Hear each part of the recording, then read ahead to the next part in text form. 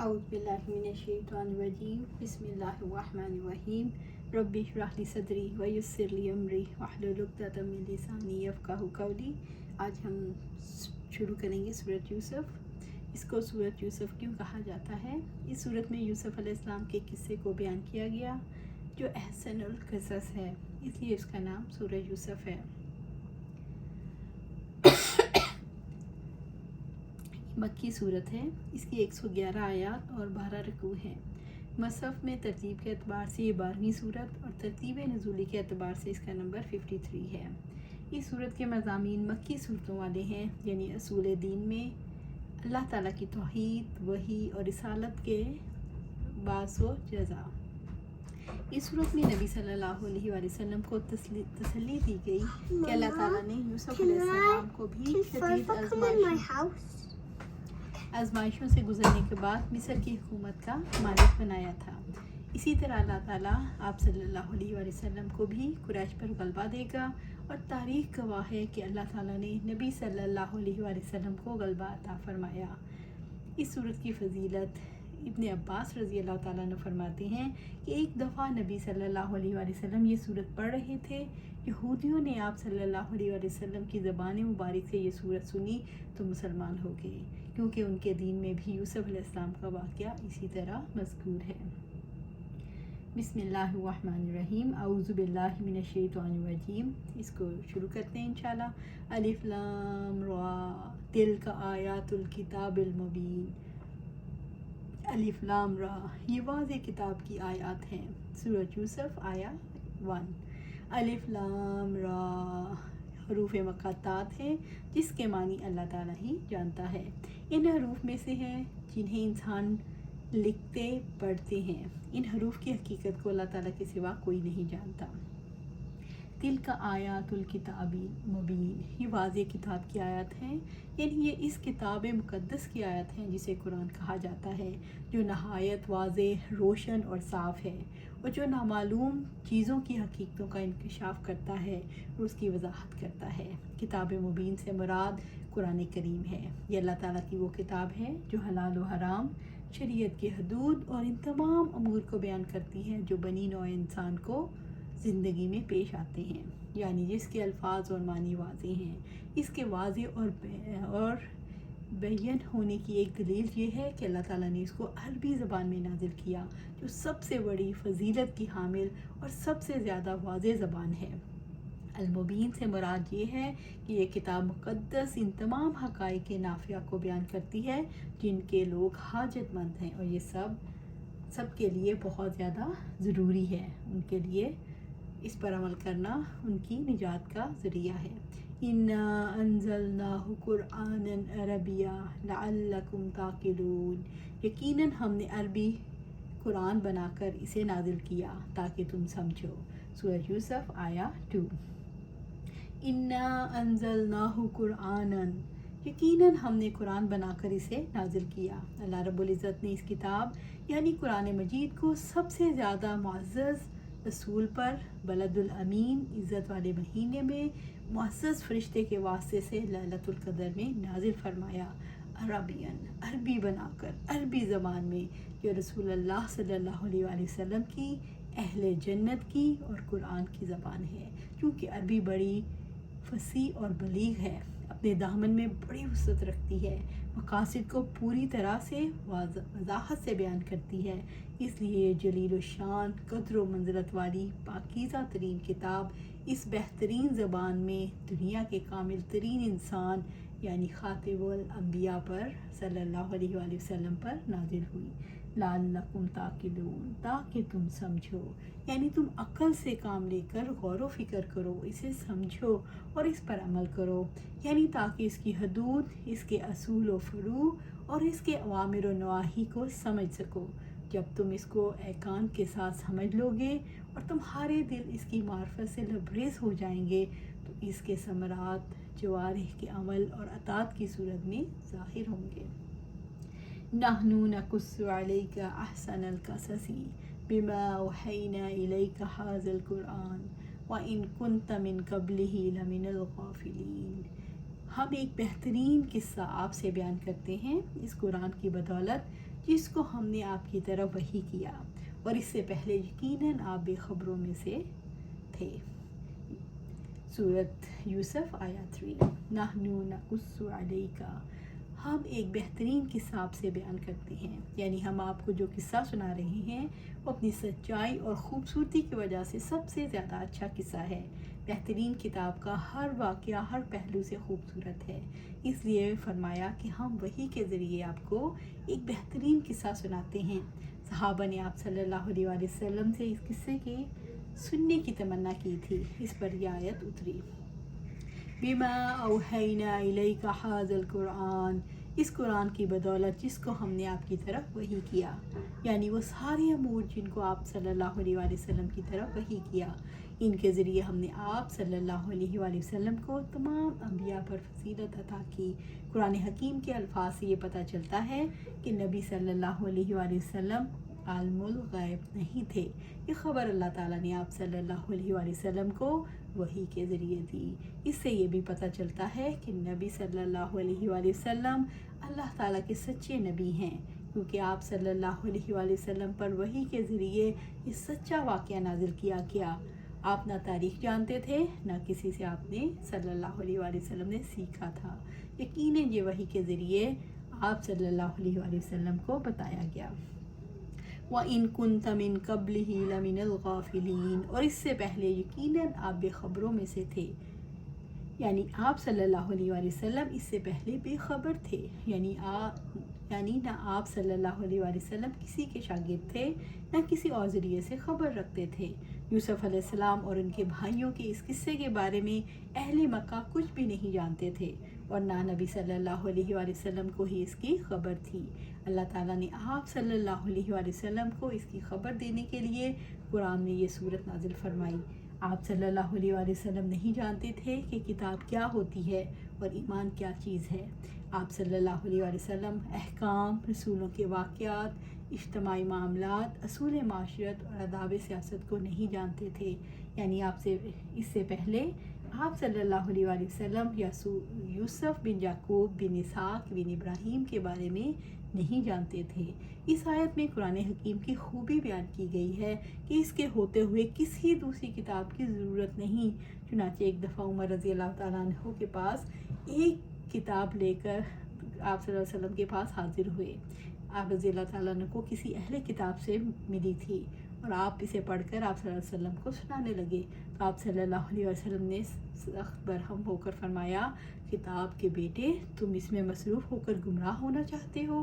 اللہ کی قسم یاد رکھو، میں تمہارے پاس نہایت چمکدار اور روشن قرآن لے کر آیا ہوں۔ خبردار اہل کتاب سے کچھ نہ پوچھو، ہو سکتا ہے کہ وہ صحیح بات بتائیں اور تم اسے نہ مانو، اور یہ بھی احتمال ہے کہ غلط بات بتا دیں اور تم اسے مان لو۔ اللہ کی قسم، اگر آج موسیٰ علیہ السلام بھی زندہ ہوتے تو انہیں بھی میری پیروی کے بغیر چارہ نہ تھا۔ قرآن حکیم جن قصوں پر مشتمل ہے، اللہ تعالیٰ نے ان کی تعریف فرمائی ہے اور یہ قصہ بہترین ہے۔ اللہ تعالیٰ نے یوسف علیہ السلام اور ان کے والد یعقوب علیہ السلام اور ان کے بھائیوں کا قصہ انتہائی خوبصورت انداز میں بیان فرمایا۔ قصہ یوسف کو احسن القصص کیوں کہا جاتا ہے؟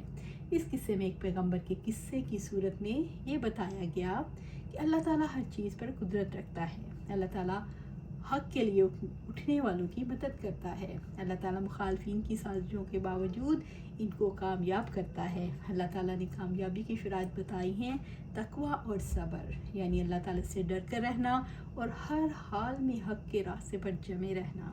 اس قصے میں حسد اور دشمنی کا انجام اور اللہ تعالیٰ کی مدد کا بیان ہے۔ اس قصے میں نفس امارہ کی سرکشیوں کا نتیجہ اور انسانی مسائل اور حادثات کے دلچسپ اور عبرت انگیز پہلو ہیں، اس لیے اسے قرآن حکیم میں احسن القصص کہا گیا ہے۔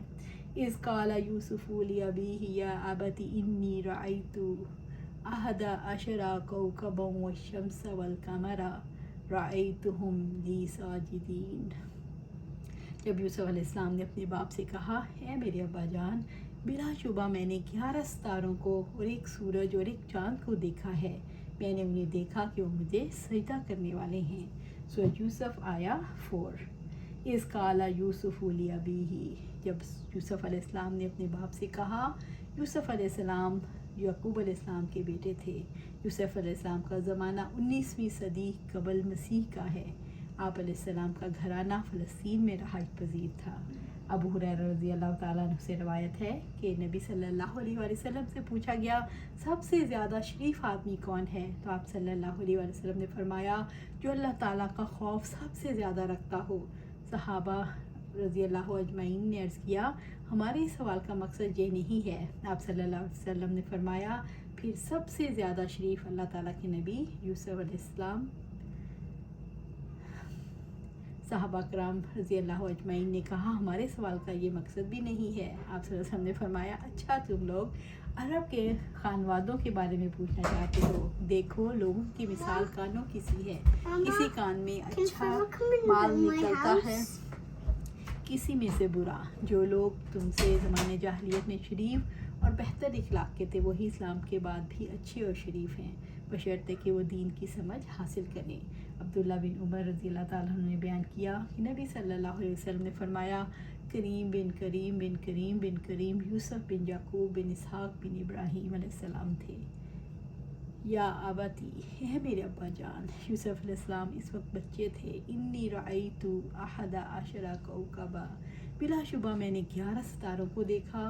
یوسف علیہ السلام اپنے والد یعقوب علیہ السلام کو بتایا کہ میں نے خواب میں 11 ستاروں کو دیکھا ہے، والشمس والقمر، اور ایک سورج کو اور ایک چاند کو، یعنی ان کے والدین۔ رأیتہم لی ساجدین، میں نے انہیں دیکھا کہ مجھے سجدہ کرنے والے ہیں۔ یہ خواب یوسف علیہ السلام کے ساتھ پیش آنے والے واقعات کا مقدمہ ہے جس کی بنا پر وہ دنیا اور آخرت میں بلند مقام پر فائز ہوئے۔ اسی طرح جب اللہ تعالیٰ بڑے بڑے رسولی امور کا ارادہ فرماتا ہے تو اس سے پہلے تقدیم پیش کرتا ہے، اس عمل کے لیے تمہید اور تسہیل کا کام دیتی ہے اور بندے کو ان مشقتوں کے لیے تیار کرتی ہے جو اللہ تعالیٰ کے فضل و کرم اور اس کے احسان کے طور پر بندے پر وارد ہوتے ہیں۔ یعقوب علیہ السلام نے اس خواب کی یہ تعویل کی کہ اس سورج سے مراد یوسف علیہ السلام کی والدہ، چاند سے مراد والد، ستاروں سے مراد اس کے بھائی، یہ کہ حالات ایسے حالات میں بدل جائیں گے کہ مذکورہ تمام لوگ یوسف علیہ السلام کے مطیع ہوں گے اور ان کی تعظیم و تکریم کے لیے ان کے سامنے سجدہ ریز ہوں گے۔ یہ سب کچھ ان کے اسباب کی بنا پر ہوگا جو یوسف علیہ السلام کو پیش آئیں گے۔ اللہ تعالیٰ یوسف علیہ السلام کو اپنے فضل و کرم سے چن لے گا اور علم و عمل کی نعمت سے ان کو مالا مال فرمائے گا اور زمین میں اقتدار عطا فرمائے گا، اور آپ اپنی نعمتوں کی تکمیل کرے گا، آپ پر اپنی نعمتوں کی تکمیل کرے گا، اور اقتدار کی یہ نعمت تمام آل یعقوب کو شامل ہوگی۔ یوسف علیہ السلام کے سامنے سب سرنگوں ہوں گے، سجدہ کریں گے۔ اس خواب کی تعبیر 40 سال کے بعد اور ایک قول کے مطابق 80 سال کے بعد ظاہر ہوئی۔ آپ علیہ السلام نے اپنے ماں باپ کو شاہی تخت پر بٹھایا اور 11 بھائیوں نے آپ علیہ السلام کو سجدہ کیا۔ اس وقت آپ علیہ السلام نے ان سے فرمایا آج میرے خواب کی تعبیر ظاہر ہوئی، اللہ تعالیٰ نے میرا خواب ہو بہو سچ کر دیا۔ خواب کی حقیقت کیا ہے؟ انسان نیند کی حالت میں جو کچھ دیکھتا ہے، جن حالات سے گزرتا ہے، وہ خواب کہلاتے ہیں۔ ماہرین نفسیات کے نزدیک خواب انسان کی چھپی ہوئی خواہشات کا عکس ہوتے ہیں۔ بعض خواب شیطانی وسوسے ہوتے ہیں، بعض خواب برے ہوتے ہیں جس سے مستقبل کے خطرے کو بھانپ سکتے ہیں، بعض خواب پیش گوئی ہوتے ہیں، اللہ تعالیٰ کی طرف سے بشارت ہوتے ہیں۔ خواب یہ کہ نفس انسانی جس وقت نیند یا بے ہوشی کے سبب ظاہری بدن کی تدبیر سے فارغ ہو جاتا ہے تو اس کی قوت خیالیہ کی راہ سے کچھ صورتیں دکھائی دیتی ہیں، اس کا نام خواب ہے۔ پھر اس کی 3 قسمیں ہیں جن میں سے 2 بالکل باطل اور ان کی کوئی حقیقت نہیں، اور ایک اپنی ذات کے اعتبار سے صحیح اور صادق ہے۔ کبھی تو ایسا ہوتا ہے بیداری کی حالت میں جو صورتیں انسان دیکھتا ہے وہی خواب میں نظر آتی ہیں، اور کبھی ایسا ہوتا ہے شیطان کچھ صورتیں اور واقعات انسان کے ذہن میں ڈالتا ہے، کبھی خوش کرنے والے اور کبھی ڈرانے والے۔ یہ دونوں قسمیں باطل ہیں جن میں نہ کوئی حقیقت ہے نہ اصلیت، اس کی کوئی بھی تعبیر ہو سکتی ہے۔ اس میں پہلی قسم کو حدیث النفس اور دوسری کو تصویر شیطانی کہتے ہیں۔ تیسری قسم جو صحیح اور برحق ہے وہ اللہ تعالیٰ کی طرف سے خاص الہام ہے جو اپنے بندے کو خوش کرنے یا مطمئن کرنے کے لیے کیا جاتا ہے۔ اللہ تعالیٰ اپنے خزانے غیب سے کچھ چیزیں اس کے ذہن میں ڈالتی ہیں۔ رسول اللہ صلی اللہ علیہ وسلم کا ارشاد ہے کہ مومن کا خواب ایک کلام ہے जिस वो अपने रब से शर्फ़ गुफ्तगू हासिल करता है। अनस बिन मालिक रज़ी अल्लाह ताला ने और उनसे अबादा बिन सामत रज़ी अल्लाह ताला ने रवायत की कि आप सल्लल्लाहु अलैहि वसल्लम ने फरमाया, मोमिन का ख्वाब नबूवत के 40वें हिस्से में से होता है।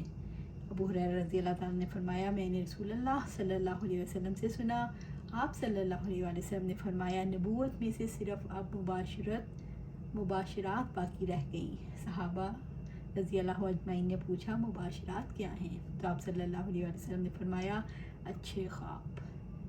अबू कतादा रज़ी अल्लाह ताला से सुना कि आप सल्लल्लाहु अलैहि वसल्लम ने फरमाया, अच्छा ख्वाब अल्लाह ताला की तरफ से और बुरा ख्वाब शैतान की तरफ से होता है। क़ाला या बुनैया ला तक़्सुस रुयाका अला इख़्वतिका फ़यकीदू लका कैदा इन्न शैतान लिल इंसानी अदुव्वुम मुबीन। उसने कहा, याकूब अलैहिस्सलाम ने, ए मेरे छोटे बेटे, अपना ख्वाब अपने भाइयों से बयान न करना, वो आपके ख़िलाफ़ साजिशें करेंगे। बेशक शैतान इंसान का खुला दुश्मन है। सूरह यूसुफ आया 5। याकूब अलैहिस्सलाम ने कहा, ए मेरे छोटे बेटे, अपने ख्वाब को अपने भाइयों से बयान न करना, वो आपके ख़िलाफ़ साजिश करेंगे। याकूब अलैहिस्सलाम ने अपने बेटे का ख्वाब सुना तो उन्हें ताकीद की कि अपना ख्वाब भाइयों को ना सुनाना। याकूब अलैहिस्सलाम ने बेटे को ख्वाब बयान करने से इसलिए मना किया कि उन्हें अंदेशा था कि यूसुफ अलैहिस्सलाम के भाई उनको नुकसान न पहुँचाएँ।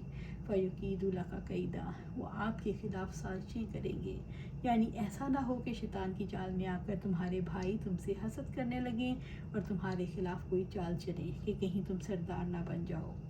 अबू सईद खुदरी रज़ी अल्लाह ताला अन्हु ने नबी सल्लल्लाहु अलैहि वसल्लम से सुना, आप सल्लल्लाहु अलैहि वसल्लम ने फरमाया, जब तुम में से कोई ऐसा ख्वाब देखे जो उसको अच्छा मालूम हो तो अल्लाह ताला की तरफ से है। इस पर अल्लाह ताला का शुक्र अदा करना चाहिए और उसको अपने दोस्तों में बयान भी करे, और जो उसके सिवा ऐसा ख्वाब देखे जो बुरा मालूम हो तो वो शैतान की तरफ से है। उसके शर से अल्लाह ताला की पनाह मांगे और किसी से उसका जिक्र ना करे, क्योंकि फिर वो उसको नुकसान ना देगा। अबू हुरैरा रज़ी अल्लाह ताला अन्हु बयान करते हैं कि रसूलुल्लाह सल्लल्लाहु अलैहि वसल्लम ने फरमाया, जब तुम में से कोई ऐसा ख्वाब देखे जो उसे नापसंद हो तो उसे चाहिए कि 2 रकतें अदा करे और किसी को ख्वाब के मुतालिक ना बताए, तो ये उसे कोई नुकसान नहीं देगा। यूसुफ अलैहिस्सलाम ने अपने वालिद के हुक्म की तामील की और ख्वाब भाइयों को नहीं बताया। इन्न शैतान लिल इंसानी अदुव्वुम मुबीन, बेशक शैतान इंसान का खुला दुश्मन है। शैतान से दुश्मनी रखो और हर मुसलमान पर यह हक़ है कि वो शैतान से दुश्मनी रखे। ये दुश्मनी अल्लाह ताला की अता की है। शैतान से बचें, क्योंकि इसीलिए यूसुफ अलैहिस्सलाम के भाइयों को हसद में मुब्तला किया। इसी वजह से याकूब अलैहिस्सलाम ने फरमाया, अपने भाइयों को अपना ख्वाब ना सुनाना। हसद महसूद में नेमतों के ज़वाल की तमन्ना है। अबू हुरैरा से रज़ी अल्लाह ताला से रवायत है कि आप सल्लल्लाहु अलैहि वसल्लम ने फरमाया, हसद से बचो, इसलिए कि हसद नेकियों को इस तरह खा जाता है जैसे आग लकड़ी को खा जाती है, या फरमाया खुश्क घास को खा जाती है। जिस शख्स के दिल में दूसरों के लिए जलन पैदा हो जाए उसे जान लेना चाहिए कि शैतान की लगाई हुई आग है। वो अल्लाह ताला के फ़ैसले पर राज़ी नहीं, वो शैतान की रहनुमाई के मुताबिक चल रहा है, अल्लाह ताला की हिदायत पर नहीं। इसे अल्लाह ताला से तौबा करनी चाहिए और आइंदा हसद की आग से बचने के लिए अल्लाह ताला के फ़ैसलों पर राज़ी रहना चाहिए। शैतान दिन रात और खुले छुपे इस पर वार करने में कभी कोताही नहीं करता, इसलिए इन असबाब से दूर रहना बेहतर है जिनके ज़रिए बंदे पर तसल्लुत हासिल करता है। शैतान दिल में दाखिल हो जाए तो इंसान की क्या हालत हो जाती है। इंसान के मामलात इसके कंट्रोल में नहीं रहते। इस हालात व वाक़यात का सही अंदाज़ा नहीं कर पाता। इसको छोटी बातें बहुत बड़ी लगती हैं, इसको बड़े जुराइम छोटे नज़र आते हैं और बड़े जुराइम पर भी आमादा हो जाता है। वक़ज़ालिका यज्तबीका रब्बुका युअल्लिमुका मिन तावीलिल अहादीसी व युतिम्मु निअमतहु अलैका व अला आलि याकूब कमा अतम्महा अला अबवैका मिन क़ब्लु इब्राहीम व इसहाक़ इन्ना रब्बका अलीमुन हकीम। और ऐसे ही आपका रब आपको मुंतखब करेगा और आपको बातों की असल हकीकत समझाने में से कुछ समझाएगा और आप पर औलादे असल हकीकत समझने में से कुछ सिखाएगा और आप पर और औलादे याकूब पर अपनी नेमत पूरी करेगा, जैसा कि उससे पहले उसने आपके दोनों बाप दादा इब्राहीम इसहाक़ पर इससे पूरा किया। یقیناً آپ کا رب سب کچھ جاننے والا کمال حکمت والا ہے۔ وَكَذَلِكَ يَجْتَبِيكَ رَبُّكَ، اور ایسے ہی آپ کا رب آپ کو منتخب کرے گا۔ اللہ تعالیٰ نے یوسف علیہ السلام کو ملنے والے بلند مرتبے کی خبر دی کہ جیسے تمہارے رب نے خواب میں تمہاری عزت اور سیادت دکھائی ہے، اسی طرح وہ تمہیں نبوت کا بلند درجہ عطا فرمائیں گے۔ اللہ تعالیٰ آپ علیہ السلام کو بہترین اوصاف عطا فرمائے گا۔ وَيُعَلِّمُكَ مِن تَأْوِيلِ الْأَحَادِيثِ، اور آپ کو باتوں کی اصل حقیقت سمجھنے میں سے کچھ سکھائے گا، یعنی اللہ تعالیٰ آپ علیہ السلام کو آسمانی کتابوں میں آنے والے سچے واقعات کی تعویل اور خوابوں کی تعبیر کا علم سکھائے گا۔ تعویل کا مطلب ہے کسی چیز کا انجام معلوم ہو جائے۔ حدیث سے یہاں مراد خواب ہیں۔ تعویل الاحادیث کے معنی خوابوں کی تہ تک پہنچنا ہے، یہاں اسے مراد خوابوں کی تعبیر ہے۔ اللہ تعالیٰ نے یوسف علیہ السلام کو خوابوں کی تعبیر کا علم دیا، اس پر یہ دلیل ہے تم دونوں کا کھانا جو تمہیں یہاں ملتا ہے تمہارے پاس وہ نہیں آئے گا مگر اس سے پہلے ہی میں اس کی تعبیر تمہیں بتا دوں گا۔ یہ اس علم میں سے ہے جو میرے رب نے مجھے سکھایا ہے۔ یقیناً میں نے ان کا طریقہ چھوڑ دیا جو اللہ تعالیٰ پر ایمان نہیں لاتے اور وہ آخرت کا کفر کرنے والے ہیں۔ سورہ یوسف آیت 37۔ وَيُتِمُّ نِعْمَتَهُ عَلَيْكَ وَعَلَىٰ آلِ يَعْقُوبَ، اور آپ پر اولاد یعقوب پر اپنی نعمت پوری کرے گا۔ بڑی نعمتوں میں سے سب سے بڑی نعمت نبوت ہے۔ اس نعمت کی تکمیل سے مراد نبوت کا مل جانا ہے۔ نعمت سے مراد وہ انعامات بھی ہیں جو موسیٰ علیہ السلام کو مصر لے جا کر عطا کیے گئے، یعنی وہ دنیا میں تجھے بھلائی عطا کرے گا اور آخرت میں بھی بھلائی عطا کرے گا۔ کما اتم علی ابویک من قبل ابراہیم و اسحاق، جیسا کہ اس سے پہلے اس نے آپ کے دونوں باپ دادا ابراہیم اور اسحاق پر اسے پورا کیا۔ اللہ تعالیٰ نے ابراہیم علیہ السلام اور اسحاق علیہ السلام کو بڑی بڑی نعمتوں سے نوازا، اسی لیے فرمایا جیسا ان کے لیے انعامات کی تکمیل کی آپ پر بھی کریں گے۔ نبوت اللہ کی طرف سے خصوصی ہدایت کی توفیق ہے۔ نبوت انسان کے اوپر اللہ تعالیٰ کی رحمتوں کی تکمیل ہے، اس لیے نبوت کو اتمام نعمت قرار دیا گیا۔ ان ربک علیم حکیم، یقیناً آپ کا رب سب کچھ جاننے والا کمال حکمت والا ہے، یعنی آپ کا رب فضیلت کے موقع کو جانتا ہے اور یہ کہ کون نعمتوں کے انتخاب کے لائق ہے، یعنی اللہ تعالیٰ کا علم تمام اشیاء اور بندوں کے سینوں میں چھپے ہوئے اچھے اور برے خیالات کو محیط ہے۔ حکیم کمال حکمت والا، یعنی وہ سب کو اپنے حمد اور حکمت کے مطابق عطا کرتا ہے، وہ حکمت والا ہے اور تمام اشیاء کو اپنے مقام پر رکھتا ہے۔